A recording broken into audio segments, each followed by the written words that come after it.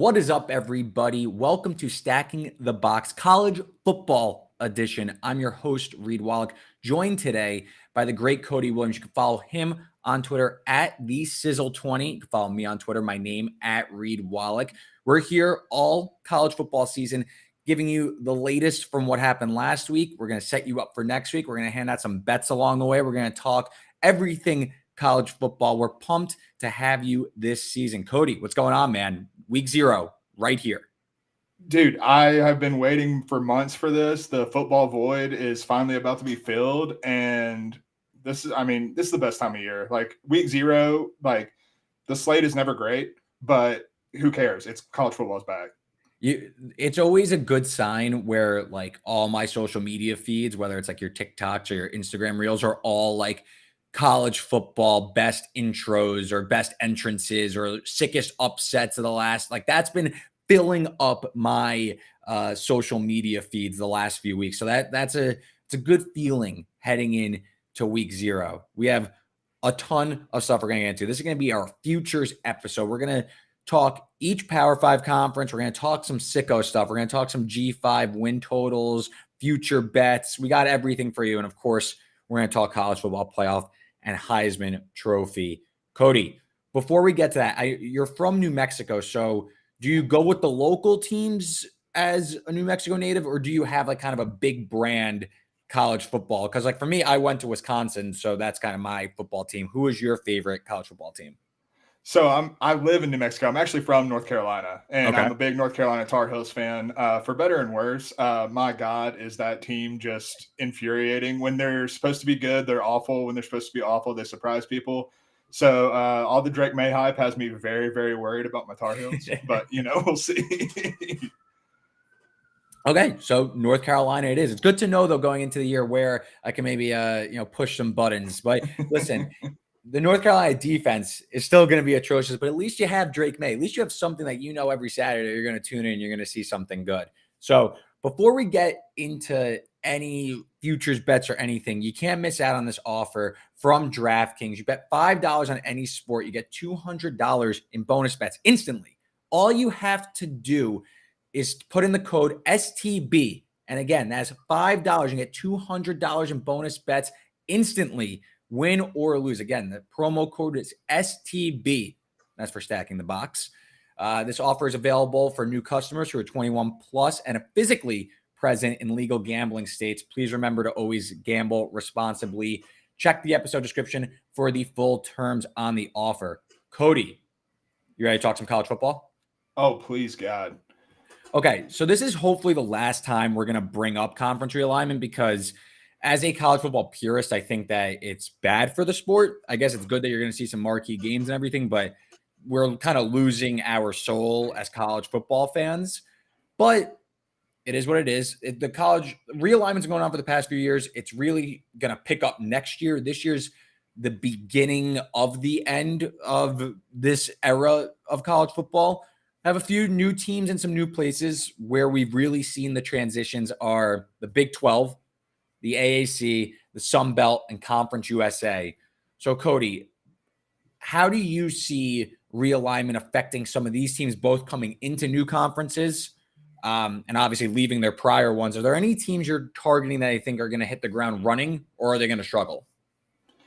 So I'm going to start with struggle. I guess I'm, going with a little pessimism to start, but I'm a little worried about Cincinnati's jump to the Big 12, specifically because of all the changes they're going through as a program, in addition to making the jump from Group of 5 to Power 5. So you're losing Luke Fickell, who built that program into, a juggernaut in the AAC. Like they were consistently at the top of the conference, competing for conference championships. And obviously they made the college football playoff on top of that. Now you're losing Luke Fickell. You're replacing him with Scott Satterfield, who I don't particularly think was a great coach at Louisville.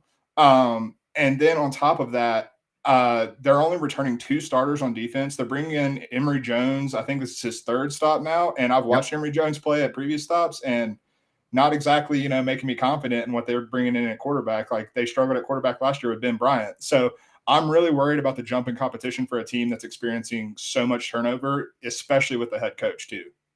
Yeah, Cincinnati is a team that I've been eager to fade. Obviously, like you said, losing Luke Fickell, a lot of transition there. And this is a team that they were able to overwhelm over the past few years with elite defense in the AAC. You're now going up, and I'm not saying the Big 12 is chock full of elite defense, but the schedule is picking up.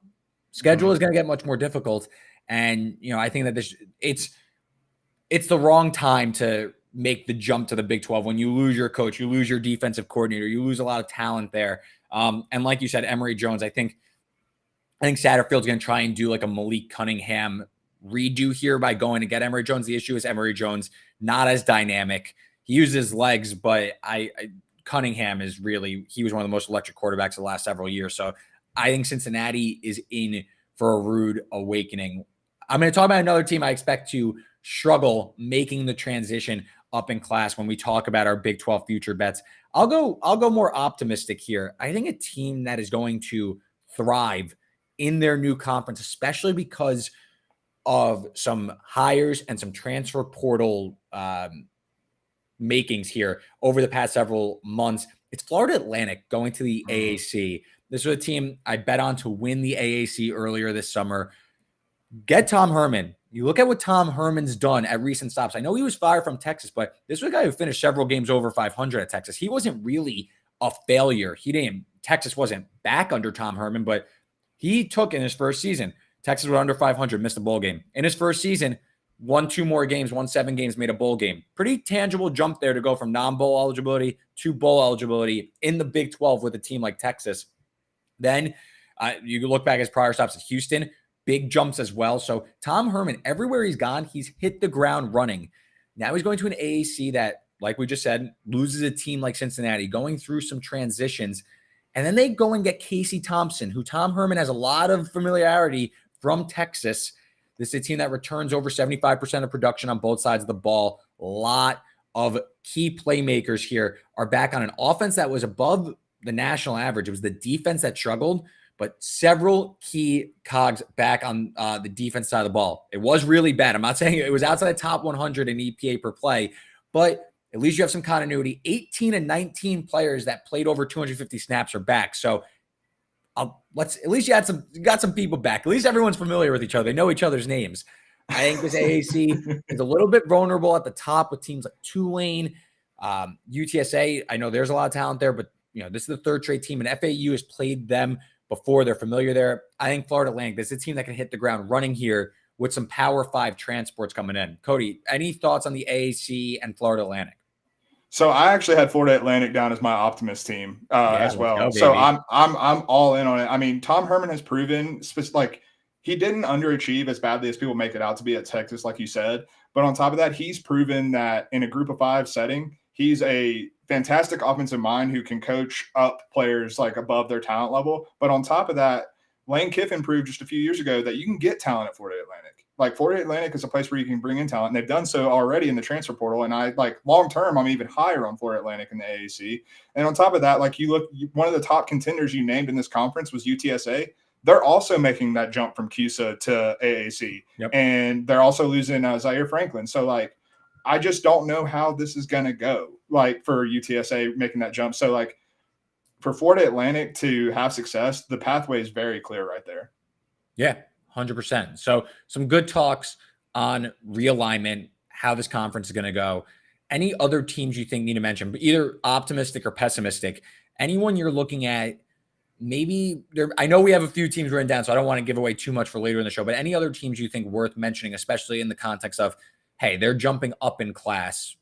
How are they going to respond to a likely more difficult schedule? So I believe this is a team you're going to touch on, so I'm not going to go too crazy on them. But BYU is one I'm worried about, and that's a jump from independent to a conference schedule and a Power 5 schedule. And that, to me, just seems like a stark contrast.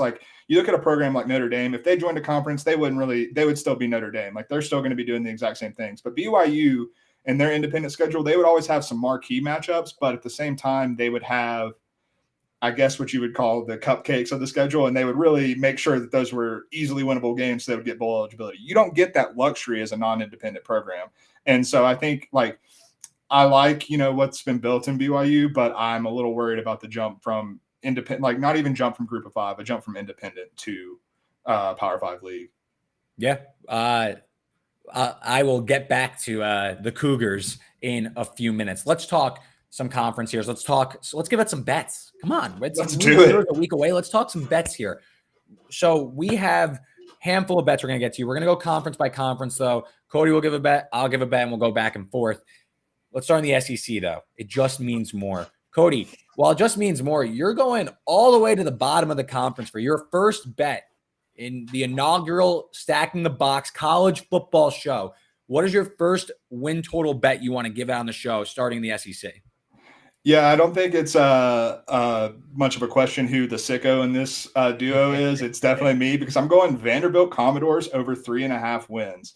Okay. First off, I'm a big fan of Clark Lee. I think that given the constraints that Vanderbilt's always going to have as a program in the SEC with academic restraints, and then on top of that, not a great football history in terms of the modern college football landscape, it's always an uphill climb. But we've seen that if you build this program the right way, like James Franklin did, that they can not compete for a national championship or anything, or even the SEC, but they can win some games. They can make a bowl. And I think 3.5 as their win total is just, disrespectful. It's minus 170, so there's a lot of juice, but they're bringing back A.J. Swan and Will Sheppard. Will Sheppard is one of the most underrated players in the SEC, in my opinion. I think he's a very dynamic receiver who probably could have transferred if he wanted to. Swan had some moments last year. I think that we see, with a full year as the starter, I think that we really get to see more from him. But they also have a 3-star running back, Cedric Alexander, who I'm really excited about. I think the offensive line has some continuity on it. And more importantly, the schedule sets up real nice for over 3.5. They start the season with Hawaii and Alabama A&M. That's 2-0. Then they play at Wake Forest. I'm not sure that Wake Forest is going to be much of anything this year. And I think when you get an improved Vanderbilt team go even on the road at Wake Forest, I think that's a winnable game. And then they play UNLV, who I think is another winnable game. So at worst, they're 3-1. And I think there's a lot of down teams or teams in the SEC that can have some slip-up weeks if they take Vanderbilt lightly. And I think Vanderbilt's good enough to catch them this year. So over 3.5, I'm all over it. Yeah, I agree. Market seems to agree as well. Minus 170. I think it lands 4 a lot of the time. This is a Vanderbilt team trending in the right direction for sure. My best bet in this conference, we're a week out from the season, so markets have moved for sure. One that is still available that I have bet is Missouri under 6.5 wins. That this is a team, Missouri. They did go 2-4 in one-score games last year. They lost a crazy game at Auburn that they should have won. They played Georgia tough, and this is a team with Eli Drinkowitz.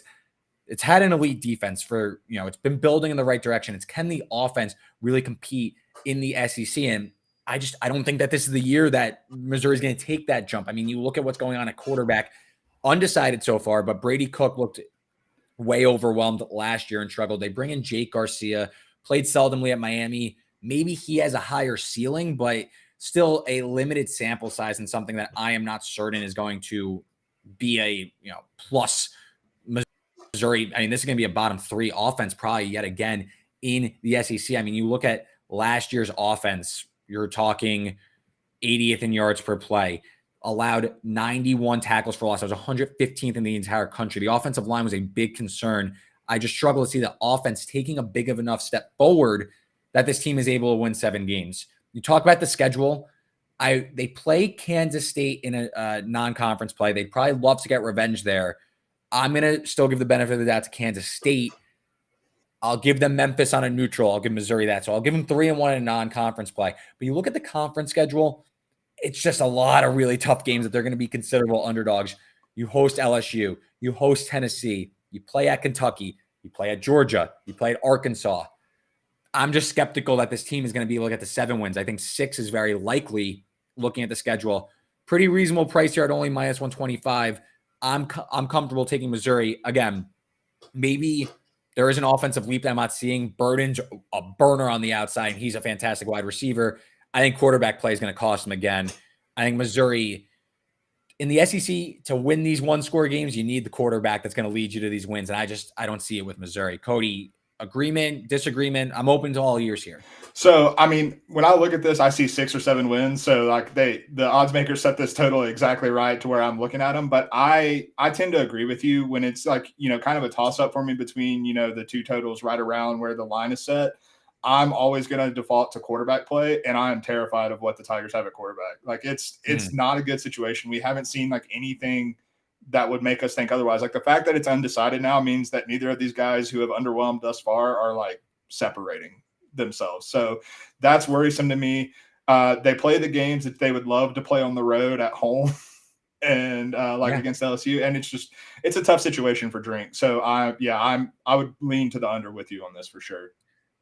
It's a program moving in the right direction. Again, though, I just don't know if the talent's there to start really piecing together 7-8 win seasons. And really, maybe this team is better on paper than it is wins and loss wise, but I just don't know if the win total is going to get over this number. So I'll play Missouri under 6.5 wins.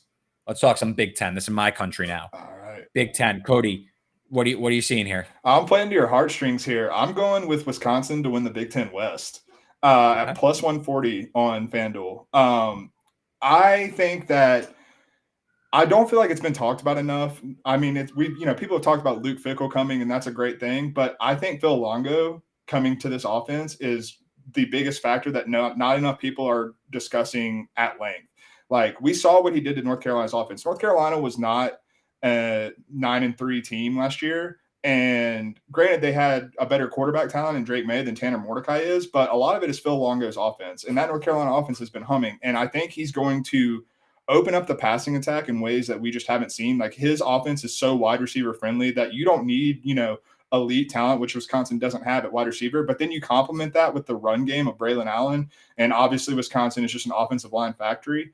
I just think that this team is going far too underrated to be honestly at plus odds. Like I would probably have them as a slight favorite to win this conference, like more so than like just being at the top of the odds boards.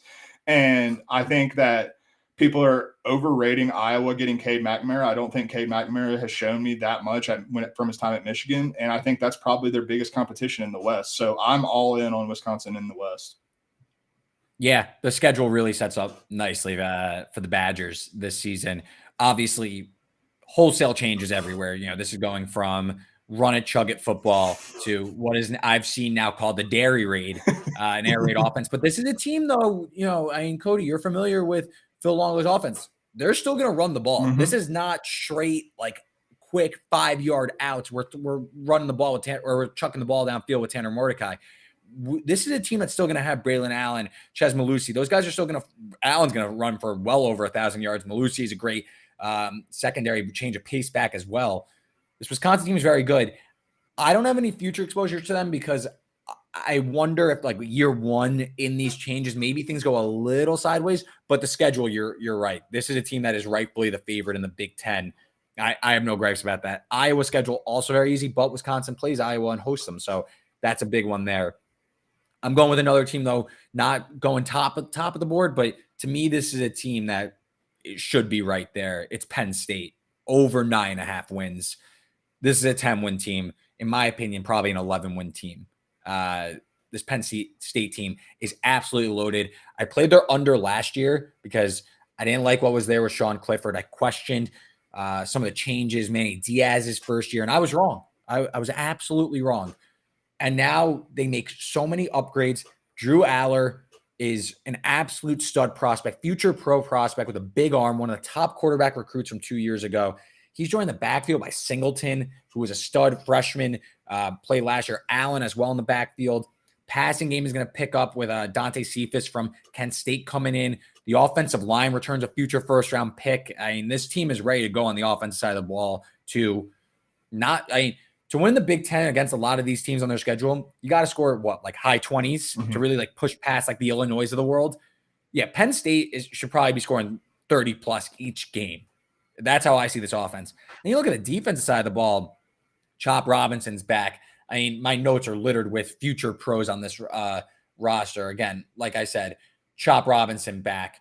Kalen King, arguably the best cornerback in the Big Ten, had over 20. I saw the stat. I didn't even think it was real. 21 passes defended last season. You can't throw on this guy. This is a team. Also, Isaac is back after he missed all of 2021 and came on record and said, I didn't feel 100%. I'm 100% now. This is a Penn State team that is ready to roll. You look at the schedule. They do go to Ohio State. They're a pretty big underdog in that game. Ohio State has some questions here that I think Penn State could hang. They host Michigan.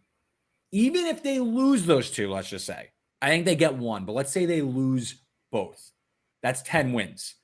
They need to run the rest of their schedule to get over this total. And I struggle to see where if this team shows up and they play to expectation, they're going to win the rest of their games. I look at Maryland, you're going to be favored by well over a touchdown, probably double digits.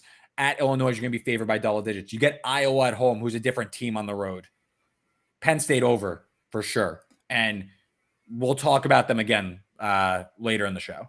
Yeah, I mean, lock me in with you. I mean, I'm all in on this Penn State team. I was shocked when I saw the number at 9.5 because if I'm not mistaken, Michigan and Ohio State are both at 10.5, correct? Yep. And I believe that this team is on the exact same playing field as they are this year. And granted, I think that's a bet on Drew Aller. Like, I think that's really what we're coming down to. Like, if Aller like lives up to the hype and comes in and is able to, upgrade over Sean Clifford, I think that this offense could really take off because, like you said, the rushing game, the offensive line, the weapons, like they're all there. And if the quarterback makes a big jump from what they had last year, then this team is on the same playing field as Michigan and Ohio State. There's legitimately a path where this team goes 12-0.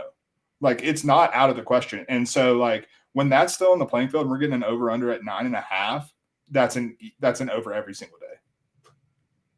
I agree.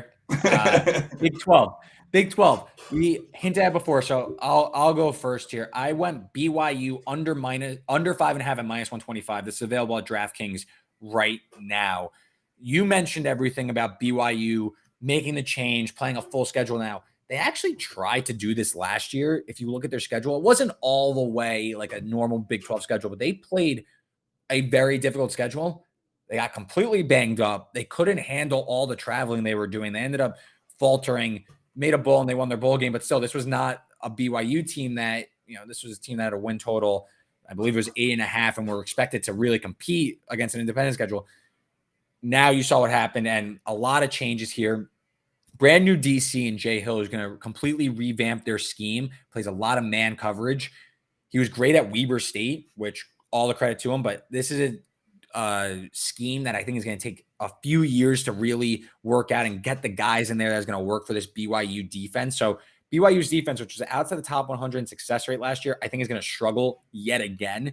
And then you look at the offense, Keaton Slovis. I remember very vividly about 2 years ago, heading into the college football season, I saw on NFL Network, like an NFL mock draft, and it had with the first pick projected, I don't remember who it was, probably like the Jags or something. The first pick, Keaton Slovis, second pick, Spencer Rattler. My head almost exploded. Oh my God. I couldn't believe what I saw.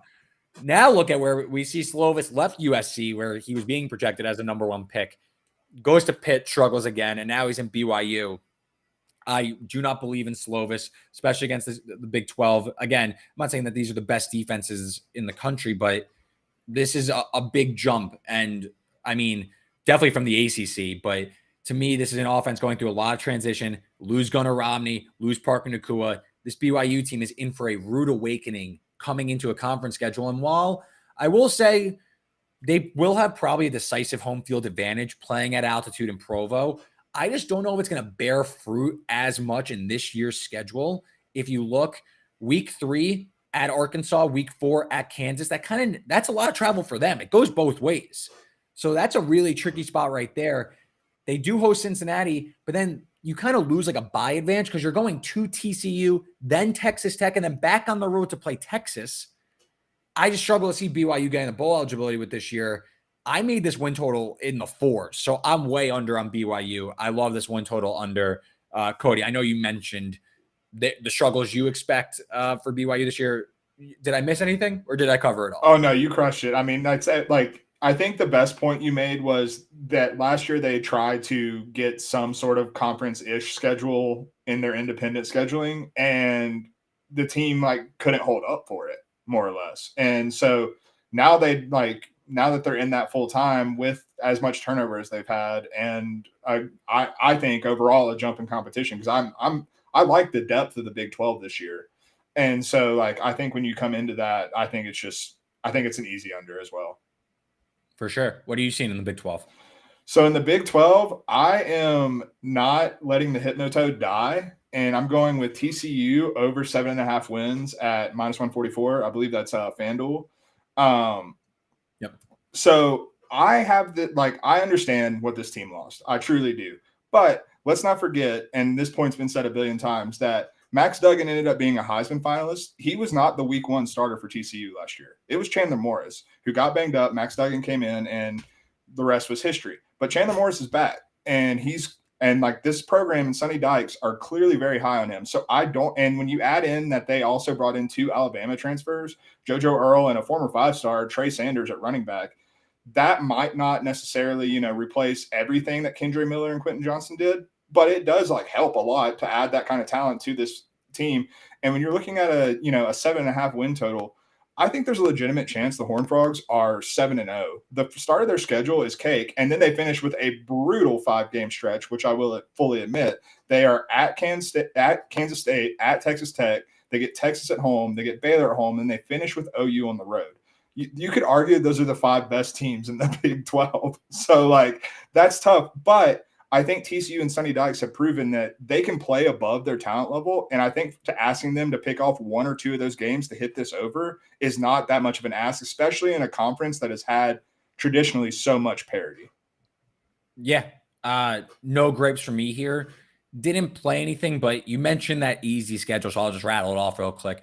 Colorado, Nicholls State, at Houston, SMU at home, West Va, at Iowa State, BYU. Great case to be 7-0, and it reminds me a lot last year. I took a win total on Ole Miss on the premise that they're going to start. I expect them to start 7-0 and then just need 1.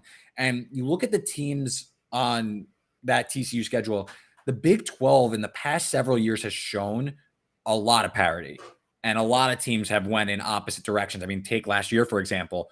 Oklahoma falls off a cliff. TCU and Kansas State rise. Texas struggles with injuries and general ineffectiveness in big games. The conference went completely different than people expected. I'm not saying TCU is going to win the Big 12 or go to the Big 12 championship again, but can the wheels really come off for Baylor and it ends up that TCU is kind of a big favorite in that game? Mm-hmm. Or can Oklahoma be out of it in the last game of the season and the wheels come off for them and their offense can't take advantage? At Texas Tech, TCU has a bye before that game, so that helps. So I definitely see the cause to go over this number with TCU. Still, I know they turn a lot over from last year's team, but this is a team still loaded with Sonny Dykes. So no gripes from me there on the Horned Frogs. Let's keep it moving, though. Let's talk ACC, though, because we're both looking top of the board. I'm going for a future. You're going for a win total. I'll leave the honors to you. Talk to me about the Florida State Seminoles. I'm in love with this team. I did my preseason top 25 for fansouted.com. I had them as the number 2 team in the country. I am extremely high on a team that basically lost nothing. And they won 10 games, including their bowl game last year. They basically lost nothing. They're bringing back Jordan Travis, who is a legitimate Heisman candidate. I don't think he's either of our picks, but I think if Florida State lives up to the hype, he's going there's a very good chance that he's in New York. The 2 big games on the schedule that everyone's going to circle are Clemson and LSU. Both of them happen in September. They beat LSU last year, and honestly, I expect to see a very similar game. Probably not as weird as the one last year. I don't know if you remember that one, but there were missed field goals and interceptions and everything.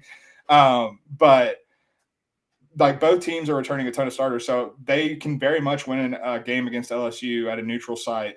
And then Clemson, I'm a little worried about Clemson out of the gates. I think they're still going to win a lot. I don't hate what you're coming up with shortly, but I do think that they're still going to win a lot of games. But I think that we could see some, early stumbling blocks against better competition like Florida State because of, you're still installing a new offense under Garrett Riley. Cade Klubnik, though he played last year, is still not totally experienced. He has a little bit of experience, but he's still green, I would say, as a quarterback. And so basically the only game that I think could ruin this over-under is they have a trap game at Pitt late in the season. It's right before the Miami game, and that playing at Pitt is never a fun task. Pat Narduzzi always comes in. You're going to get hit in the mouth 45 times. Especially as an underdog. Exactly. So that's the one thing that worries me, but I think that they clip either one of LSU or Clemson, and that still gets me to this over. Yeah. For the LSU FSU game, of course I remember it. Had FSU in the game. Very lucky to win that one because I don't think they deserved it. I think especially the last like 3 years, I can tell you what happened in pretty much every single college football game that happened. I remember all. If I didn't watch it, I at least know I get a basis of what happened. Mm-hmm. You make fantastic points. I completely agree with the talent. The issue is that Clemson is a much better team this year, and they're going to win the ACC. I won't say that I think going over on Florida State isn't necessarily the wrong bet. I'm not betting it myself because I've come around on Clemson, and this is my team this year from a betting perspective and how I see this all going. You look at Clemson's schedule; they are going to be favored in every single game this entire season. All of their swing games come at home. They play Florida State at home. They're about a 3-point favorite in the look-ahead market. So, I mean, if you beat Florida State, especially with the non-division ACC now, if you win that game, you get such a leg up on the rest of the conference because there are questions about Miami, Pitt, North Carolina State. You win that game, you are in the complete driver's seat because you get the tiebreaker over the other. So I like that game is coming at home. So I like Clemson there. Not related to the ACC, but they host Notre Dame. They do have a little, I will say, probably their trickiest stretch of the season is a back-to-back road game stretch where they come off a bye. They play at Miami and at NC State. Maybe that's where they slip up. But again, if you win that Florida State game in week 4, you're cooking already. You have a game that you could drop. So I like Clemson to win the ACC. Again, I give them a decisive advantage to get to this game. And then, even if you want to call it a pick against Florida State, you're getting some positive expected value on this bet right here with Clemson plus 150. Now let's talk about the team itself. Cade Klubnik's coming in, a 5-star prospect. And most importantly, the impetus for this bet is that they got Garrett Riley from TCU. You mentioned about TCU a few minutes ago, how Max Duggan wasn't even supposed to start last season. Look at what they did with Max Duggan, who wasn't even supposed to start. Went to the national championship game, top 15 in EPA per play. Max Duggan was a Heisman finalist. Cade Klubnik has far more upside than Max Duggan or even Chandler Morris has. So this is a Clemson offense that is set to run under Garrett Riley's simplified scheme. Klubnik is a dual threat quarterback, has plenty of weapons on the outside with Collins, Noble Johnson, pair of tight ends. So I like where this offense is set. Bring back 4 or 5 starters as well. I think that this Clemson team, listen, they struggled last year and they still won 9-10 games. Mm-hmm. They won the ACC last year and they couldn't move. They were ineffective on offense. Love Clemson to win the ACC. I think Clemson runs the table in the regular season. I think that they win the ACC championship game. They're back in the college football playoff. No, I don't disagree with them winning the ACC. I truly don't. Like, I think that, and I mean, I think the one thing we could both hit. We could both win. Absolutely. And the one thing that I do think really plays into your favor for them just getting to the game, which I think is all they need to do to get for this bet to be worth the bet. You know what I'm saying? There's no divisions anymore. So the ACC is going away from divisions. And so when the rest of the league is beating itself up, Clemson, even if they slip up and drop one, they're still in the driver's seat to, like you said, if they beat Florida State, they're still in the driver's seat to make that game comfortably. Absolutely. Great stuff on the ACC, especially hitting on kind of the higher level teams of the ACC. Let's talk some Pac-12. Let's go out west. The final year of the Pac-12 before it becomes the Pac-4 as of now. Cody, I'll let you lead off. You're going conference future, and then I'm going to talk about another, let's call it dark horse contender in the Pac-12. Let's hear it. So I have Washington to win the conference at plus 320. I believe that is on FanDuel. I'm going to be completely honest with you. I hate betting the Pac-12. The Pac-12 is just the most infuriating league. I'm glad it's going away from for betting purposes. But I will say that one thing I see when I look at this conference, especially at the top with USC, Oregon, Washington, and then Utah, if you want to throw them in there, considering they are back-to-back conference champs, is, to me, at least those top 3 teams, you can interchange them, and I don't have a problem with that in terms of power ratings and rankings and stuff like that. I think that they are very on par with one another. But the one thing that comes to mind with me with this team is everything Kalen DeBoer is bringing back. And after we saw what he did in year 1 with this team, they were in contention to win the Pac-12 last year. with a team that was basically like, okay, we have a new coach, we have a new system, we're just gonna, run and gun with Michael Penix Jr. And they almost won the conference, and now you get another year in the system, bringing basically everyone back. It honestly reminds me a little bit of Penn State in a way that this team has NFL draft prospects on both sides of the ball, crazy, like in a crazy way, like Braylon Trice on the defensive line. Then you have Rome, and I totally blank on his last name, but the receiver. You could probably correct me on that in just a second. McMillan and Odunze. Odunze. Returning 1,000-yard receivers. Yeah, and then Penix, if Penix stays healthy, then there's no reason that Washington's not going to be able to win the Pac-12, and they have the third highest odds behind USC and Oregon. So I'm going to take the value there, considering I think they're on the same level playing field as those two programs. Yeah, I don't hate it.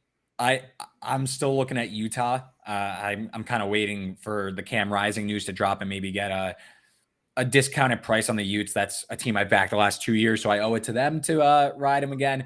But I will say the key for Washington, they do have to go to USC in Pac-12 play. But the real swing game, because I think USC's schedule is hellacious, but the real swing game comes home Oregon and home Utah.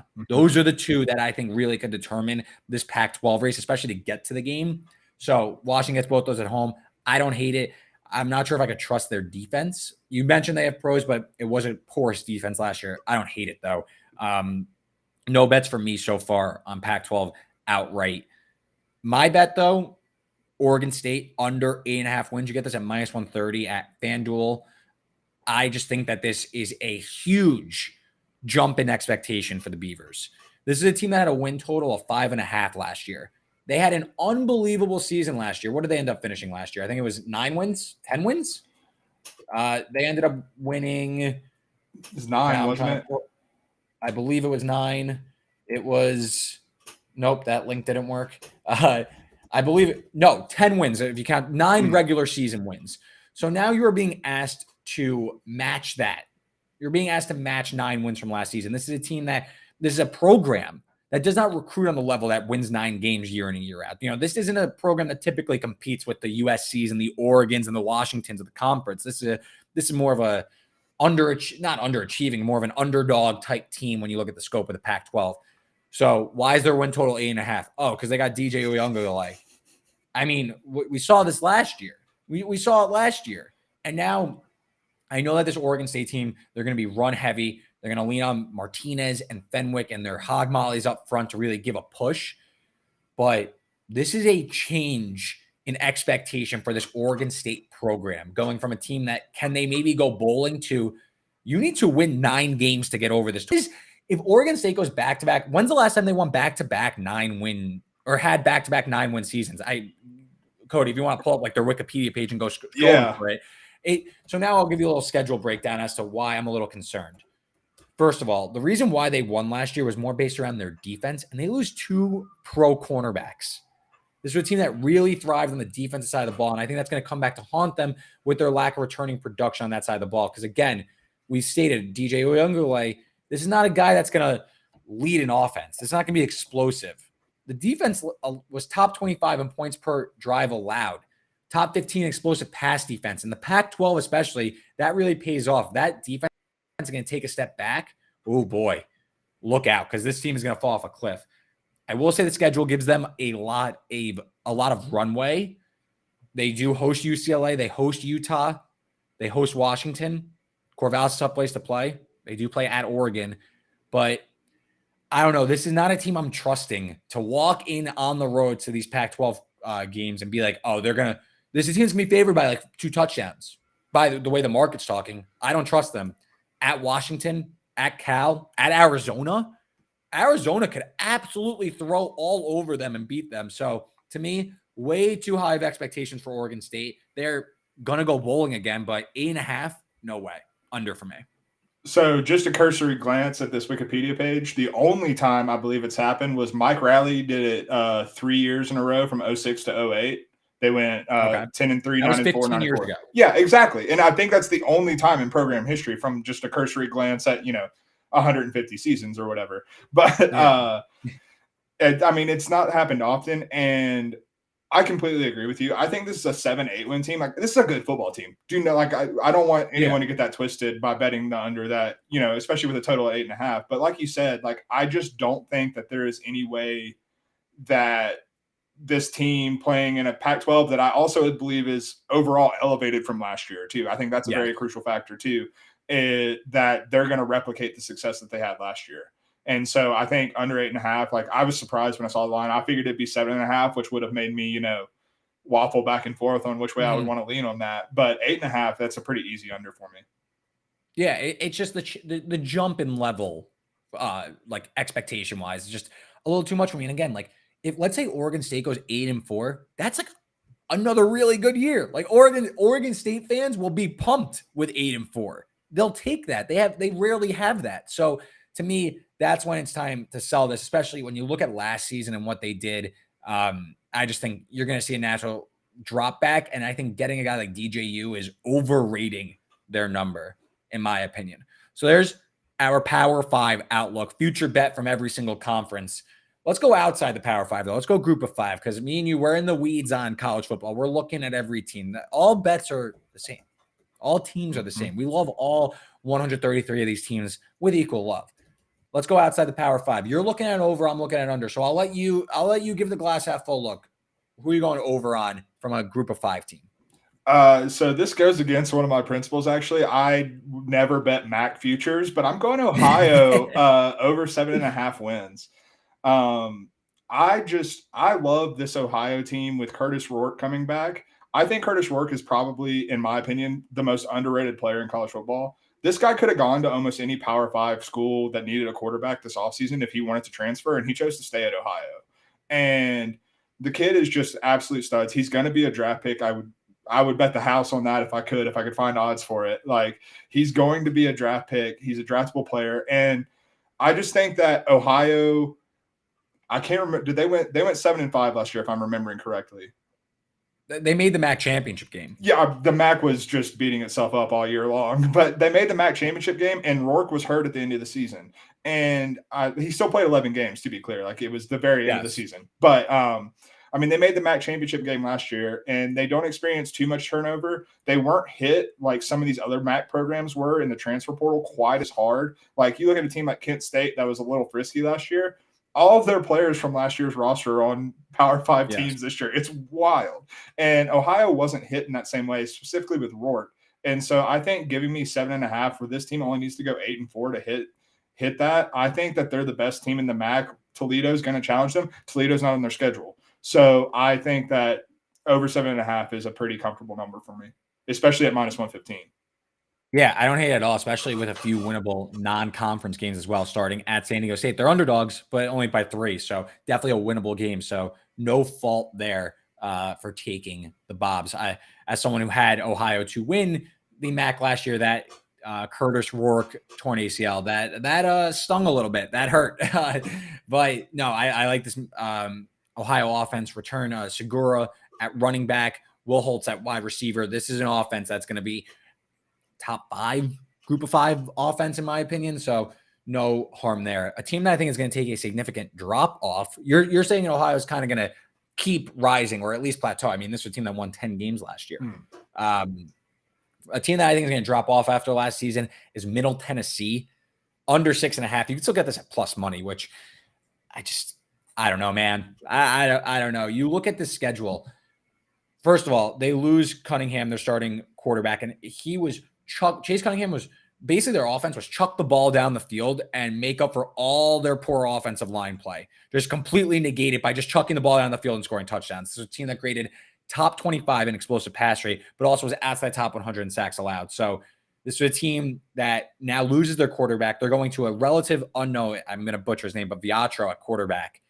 So I see a significant drop-off in production on offense. Now let me tell you about the schedule, because this is like the real where I see an edge in the sequencing in this win total. So they open week 1 at Alabama. That's that's not fun. But then, listen, someone has to play Alabama. You're going to get smoked, whatever. They then go on the road again to play at Missouri. So you're playing back-to-back SEC schools to start the season. You're not only going 0-2, you're going to have injuries. You're going to be absolutely just tormented by these teams. They're going to run over you. So I that already sets me on like a really negative way with Middle Tennessee. Not to mention they play the two best teams in the conference, Western Kentucky and Liberty, on the road. That does not help. I also happen to think pretty favorably of Jacksonville State, Louisiana Tech, Sam Houston. We're going to talk about a few of those teams in a little bit, and New Mexico State. So I'm really concerned about Middle Tennessee holding up, playing 8 straight games to start the season, holding up against all those Power 5 opponents. Again, this is a team that really overachieved last year in my eyes. They won a lot of games they probably shouldn't have. They had a really favorable turnover margin. I need to pull up the stat really fast. This was a team that was, where were they? Now I can't find. 27th in the country in red zone touchdown percentage. Really, like that's a really fluky stat. They only allow touchdowns on 52% of red zone tries. That's just not going to hold up. They were 5th in turnovers gained, really aggressive defense. So I see all of this coming back for Rick Stockdale's group. I just see under here. Again, they could go bowling. They could win 6 games, and that's a pretty successful season. To see them winning 7, I'm a little hard pressed. I'll go against the mark, and I'll go under at even money. No, I'm 100% with you. I think especially when you're looking at group of 5 conferences and you see win totals at this range and teams, like you said, with the turnover and underlying numbers that you're looking at with about the offense, like the explosive play rate was crazy. I mean, that's how they beat Miami last year, you know? Yeah. Tuck the ball down the field. And Miami didn't know what was happening. Shouts to Mario Cristobal. But no, I think that when you see a team of this stature opening up with 2 SEC opponents on the road in Alabama and Missouri, 2 great defenses too. That's the other factor in that. Like those are 2 like for all the concerns we have about Missouri, that defense is legitimate. So I mean, they're going to get absolutely beat to shreds. And then you have to go and play a conference schedule in a conference that, like you said, like they're playing the 2 top teams in the conference. And I think that the strength of this league in CUSA is better than people are giving it credit for. I still think it's one of the lower ranked group of 5 leagues, but I still think it's, for the teams in it, I think it's going to be challenging to like emerge as a true, front runner. Yeah, totally. Let's talk some college football playoff. Neither of us are taking a national champion. To me, listen, I agree Georgia should be the favorite. I no gripes there. There are still questions like quarterback and overall efficiency. They also had the most defensive players ever get drafted on that side of the ball. So I agree they're the favorite. The teams below them have some concerns. We're both looking a little bit differently. We're talking strictly, these are both available at FanDuel, but team to make the playoff. What are you seeing? I'm seeing the Texas Longhorns. They're back. I mean, they're all the way back. Famous last words. So, I mean, I know it's so easy to get sucked into Texas, but this is legitimately the best Texas team on paper that we've seen in probably since the Vince Young era, in my opinion. Like, I think the big factor, like we know about the headlines, like Quinn Ewers, if he takes a leap forward, like we saw the flashes last year, like at the start of the Alabama game or towards the end of the season, we saw flashes from Quinn Ewers that say, oh, this guy could be a top 10 draft pick. Like this guy has legitimate top 10 talent. He just has to put that together for a full season. So we know that Ewers is there. They're losing Bijan, but they have a deep running back stable. They're losing Bijan and Roschon Johnson, I should say. But they have a deep running back stable, and they're bringing in a 5-star Cedric Baxter. And then you look at the weapons. This is, I mean, outside of Ohio State, this might be the best collection of weapons on offense in the entire country. You got Jatavion Sanders at tight end, who I think is an absolute stud. You got A.D. Mitchell coming from Georgia. You got Xavier Worthy. You got Isaiah Naylor, who no one even saw last year after he transferred from Wyoming because I believe it was an ACL injury, but he was out all last season. But I think the big factor on both sides of the ball is this is the best Texas has been, in my opinion, in the trenches in a very, very long time. And so I think this offensive line is going to be able to dominate a lot of teams in the Big 12. And I think the defensive line can also do that to the same to the opposing offensive lines. I think that Texas's defense showed last year or it might have gone underrated last year, how good Texas defense was capable of being. And yes, they have some losses to replace, like DeMarvion Overshown and a couple other guys, but like I'm not particularly worried about that because of the strength up front in the defensive line. And so I think with this team able to win in the trenches, I think that they're an easy, like I almost put them as my best bet in the Big 12 to win the conference because I think that they're head and shoulders above the rest of the teams in that league. The only thing that would take you against it is the history of Texas not living up to expectations, which I completely get. And this is really a bet on Sarkisian being the right guy, because if this team doesn't win the Big 12, in my opinion, then Sark's not going to bring this team back, no matter who he recruits, no matter what. But I believe in this talent of this team. And I think if this team wins the Big 12 and is 11-1, 12-1 coming out of that game, they're not going to get kept out of the college football playoff. I'll let you go one step further. Who do you think is going to win the Heisman? So my Heisman best bet is Quinn Ewers. I'm all in on this Texas team. If let's just play out the scenario where Texas does make the college football playoff. Do you think the hype train behind Quinn Ewers is not going to be off the charts? And on top of that, if they make the college football playoff, that means Quinn Ewers hits. That means that Quinn Ewers isn't still just showing flashes, but is inconsistent. That means he's the package now. He's the guy that he was, the 5-star, everything that reclassified, made Ohio State fans mad when he transferred out of there after one season, got his NIL check and bounced. Like, he is the guy. And so getting him at plus 1,300 for a Heisman best bet, I love that, because it plays into the narrative of, if Texas is back, as I believe they are, then that is a bet on Ewers as well. Yeah, it's a fair point. I'll go in reverse here. I'm going to go my Heisman pick, and I alluded to it before, but I see the vision with Quinn Ewers, but to me, I like Cade Klubnik at 16-1, which you can get at Caesar Sportsbook right now. To me, I think Clemson's running the table. I think, like I said, they're going to be favored in every game. And you look at what Garrett Riley did. And listen, by the way, Steve Sarkisian, he created Heisman Trophy winners like Devontae Smith when he was at Alabama. And even, Mac Jones was a Heisman contender as well, the quarterback. But to me, if Clemson goes undefeated with their blend of marquee matchups, because to me, the Heisman, there's almost like a science to it, because you need the stats, you need the marquee wins, and you need the team success. Like, you need those three to blend together. And you alluded to like the path for Quinn Ewers. To me, though, I think it's Cade Klubnik, because I think Texas, to me, their schedule, it is ripe for like one loss. And I just want to bring up some of the games. They play at Baylor early in the season. They have Texas Tech in the finale, but that one I believe comes at home. I'm trying to pull up their schedule. Texas Tech comes at home. They play at TCU. Like I said, at Baylor, Oklahoma, and the Red River. To me, I think that there's more likelihood that Quinn Ewers gets kind of taken off the pedestal for a week and kind of stunts that momentum.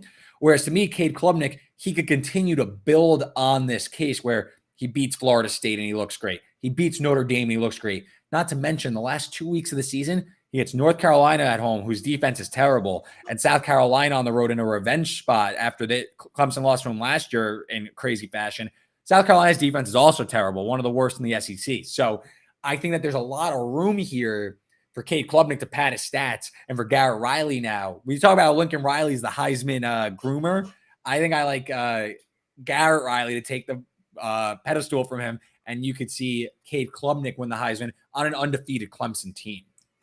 I mean, that's the case. I agree, Quinn, but that's my Cade Klubnik case. Hey, I mean, we're both staying true to ourselves, because I mean, if you believe Clemson's running the table and winning the ACC, as we've already discussed, then Cade Klubnik at plus 1,600 is a fantastic bet. I'm a little more dubious of Clemson. I'm a little more dubious of Klubnik, because I thought that he showed. There were some times last year, granted, in an awful offensive system. Let me be very clear about that. The upgraded system is night and day, but there were just I'm more dubious of him putting it all together right away, and I don't think Clemson necessarily has to have him do that either, because they have guys like Will Shipley in the backfield that they can rely on to run headline Riley's offense. So I don't hate it. Obviously, I like mine more, but but no, I like you said, I also see the path to Klubnik with how you're seeing the season playing out for Clemson. Yeah, and then to make the playoff bet, I don't love anyone here. Obviously, like I just mentioned Clemson, but I'm playing them in kind of different ways. To me, if there's one further down the board that I think deserves some merit and maybe should be closer to the top, is Penn State. I spoke about their win total, so I won't go too crazy on this one. Plus 460 at FanDuel, I just think it's a rightful long shot based on what needs to happen, but I could definitely see a world, at least like in my simulation, where you get Georgia in, Clemson in, the winner of the Big Ten in, which I'm not saying necessarily is Penn State, but I'm not so crazy about Texas. And then that fourth spot, I could see similar to last season where the one-loss Ohio State team that didn't play on conference championship win, they kind of fall backwards into it. I could see that being Penn State. Maybe they don't make the conference championship, but their resume looks so strong because you played Iowa. You went to Ohio State, and I think that they're going to be able to compete and be live to win that game. You win home against Michigan, stuff like that. So Penn State, to me, has a runway to go 11-1, maybe even 12-0, and is live to make the college football playoff, maybe even being idle on that last week. So to me, plus 460, I could see it. I also think if you want to like simulate this season a little bit, that Penn State Ohio State game, Ohio State, they go at Purdue and at Wisconsin, and sandwiched in between is Penn State. It's kind of a tricky spot on the schedule for Ohio State. Maybe Ohio State, who has a few depth concerns on both sides of the offensive and defensive line, maybe they don't show up. Maybe the lack of proven quarterback play shows up in that game against a Penn State defensive line. I don't know. Just saying. I don't know. Penn State long shot. I know we went long on that one earlier, so we'll keep it moving. Cody, sicko game. I said earlier this show, I basically could recite to you every single game and what happened in them over the last like 3 football seasons. You're a resident sicko. So let's talk some sickos because this is pretty sick. This is setting a pretty high bar for the sicko play of the week. Sicko play of the season. We're looking at two teams that the two teams that are moving up from the FCS to the FBS this season for how we're playing their win total. And I think we're kind of eyeing the same thing here. So you go first, and I'll finish out. Yeah, so I'm going Sam Houston State over 4 flat at -110 on DraftKings. It is 3.5 at FanDuel if you want to, buy some juice there. But so this is a team, like you said, they're making the jump from FCS to CUSA, and they're at the Bearcats with a K. They're coming off one of their worst seasons in a long time. Like Sam Houston State in 2021, 2020. Or sorry, not 2020, 2019, like just previously in FCS, they were one of the best offensive teams in the country. Last year, not the case. They didn't even make the FCS playoffs. So this is a team coming off a down year in FCS and making the jump to FBS. But I think one of the things that we're really underrating here with the Sam Houston State team is that history. And maybe last year with the offense was the outlier. This team's going to score points. They bring back a ton of they bring back basically most of their production from last year. They lose their leading receiver, but they bring back their second and third leading wide receivers from last year. And they also have depth at quarterback. And that's a big thing for me. I'm totally blanking on the guy's name after I just said it. Keegan Shoemaker. He was a starter last year. He had some ups and downs. Like he had some good games, but overall, I think he completed under 50% of his passes.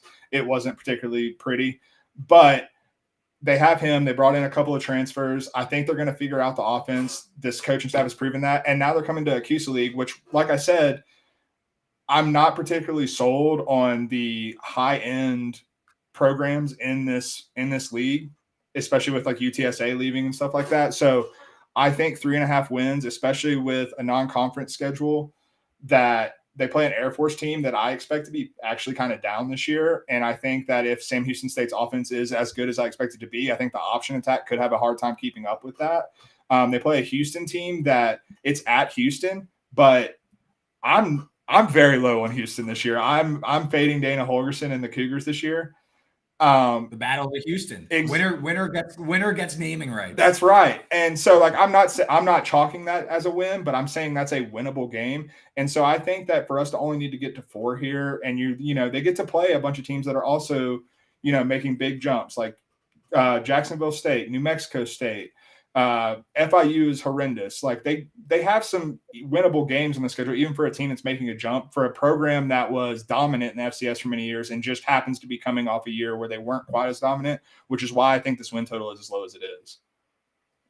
Yeah, I see a similar path here with Jacksonville State, the Gamecocks. I'm going over 4.5 wins plus money. And what drove me to this bet, and this is probably like in early July, was Zion Webb, their dual threat court. First of all, Rich Rodriguez is here. Rich Rodriguez coached Denard Robinson, if you remember him. Shoelace, dual threat, ran everywhere. Yeah, he now has this again with Zion Webb, a bigger guy, 6'2", 200 pounds. He had only threw for 1,700 yards with Jacksonville State last year, but on the ground ran for 645 and 13 touchdowns. Guy's a red zone cheat code. So in about July, Zion Webb got his waiver to come back for like his 6th or 7th year and got like an extra year of eligibility. So he's back now, but the win total still hasn't moved. It's held steady at 4.5. This guy completely changes the trajectory of this team. He was on this roster last year. It's a team that only lost 2 games last year. Granted, it's the FCS level, but again, it's a jump in class. But I mean, this is a win total of 4.5. And we just saw James Madison come in and run ragged on a much better Sun Belt team, a Sun Belt conference. So to me, Jacksonville State, a lot of upside here. And you look at the schedule, you mentioned Sam Houston has a lot of coin flips. I agree. I think Jacksonville State has a lot of coin flips. Look at week 1, for example. They're about to pick them against UTEP at home. So there's a coin flip right there. They host East Tennessee State. They're going to be huge favorites on that one. They get Eastern Michigan at home, a MAC team, a lot of returning production there. But to me, that's a coin flip at home. Again, they do have to play Liberty and Western Kentucky at home, but they play at FIU. They actually, because they play in week 0, get 2 buys. So the schedule's kind of nicely paced out. I just think, to me, way too many coin flips in a conference that we assume Western Kentucky and Liberty at the top, but we don't really know after that where everyone else is supposed to be placed. What if Jacksonville State, being priced as the 6th best team, is really the 3rd best team, or even the 4th best team? All of a sudden, this team is going. They aren't eligible to go to a bowl, but they are, bowl. They win enough games that would qualify them for a bowl, and they win 6 games. So a plus Miami, there's a plus 112 at FanDuel. Zion Webb, remember the name, especially week 0. Next week, we're going to be talking about Zion Webb on this show. Oh, yeah. CBS Sports Network against UTEP. Zion Webb show, our king. Bro, Jacksonville State over 4.5 wins. It's good when it's on CBS Sports Network. They be like CBS Sports Network, that's the sickos network. Like, if you really want some good action, that's where you need to tune into on a Saturday. Like, forget ESPN, forget CBS Sports Network. That's where the fun is happening. That's where the sickos live. That's right. I've always got a screen there. And also FS1. CBS Sports Network and FS1. Those ones always get like the weird, crazy ones between like 2 unranked teams that everyone ends up tuning into the end. Oh, yeah. Well, I mean, like, you look midway like through the 3rd quarter and it's like 38-34 and you're like, wait, what? And so, yeah, it's a great time. It was great, Cody. It was great. Our first episode, the inaugural Stacking the Box college football show, really was great. We gave out a ton of stuff. And listen, if you liked anything we just said, head on over to DraftKings and bet some of these things. You bet $5 on any sport, you get $200 in bonus bets instantly. You don't even need the bet to hit. $5, $200 in bonus bets. Use the code STB, stands for Stacking the Box. Again, that's Cody Williams. I'm Reed Wallach. We're going to be back next week, breaking down week 0 and every week beyond here on the Stacking the Box channel. We will see you next week. See you later.